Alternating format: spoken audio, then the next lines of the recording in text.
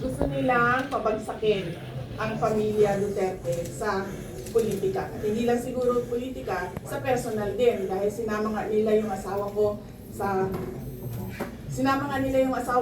di ba? He's a private individual, pero sinama nila sa harassment nila. Example lang, kung ano yung, kumbaga, playbook. Doon kay President Rodrigo Duterte, nakikita nyo, di ba, merong quad committee ng House of Representatives na iniimbestigahan yung kanyang mga desisyon noong siya ay Pangulo pa. Tapos meron tayong ICC na complaint against sa kanya. Tapos merong plunder cases na finale against President Duterte. Tapos doon tayo papunta sa akin. Hinahabol-habol nila yung confidential funds. In fact, nung sinabi ko to express goodwill, sabi ko, at saka para hindi na tayo magkagulo, o sige na, we'll shoot blind sa projects namin. Huwag na natin gamitan ng confidential funds.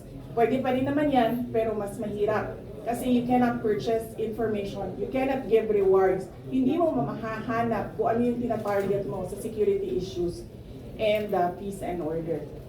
Tapos, etong impeachment na pinag-uusapan nila. Tapos narinig nyo, di ba? Anong play ni Castro. Ang sabi niya, kukunin namin lahat ng mga papeles sa loob ng COA. Saan ka naman nakahanap ng constitutional body, constitutional commission, at ang House of Representatives, uutusan niya ang isang independent commission na ibigay mo yan lahat sa akin. Ano, sila ang mag-audit?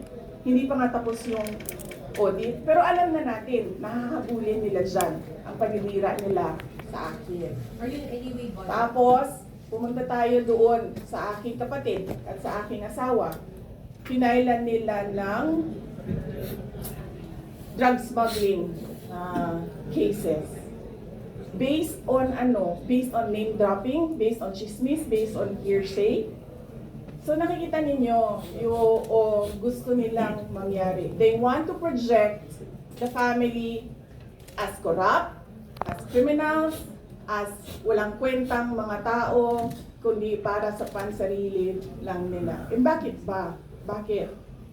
And all because, sinabi ko na dati, we are a threat to the perpetuation in power of people na interesado maging, sabihin na natin Prime Minister, kung matuloy yung niluluto nilang tsa-tsa, o President, kung hindi maluto yung tsa-tsa nila.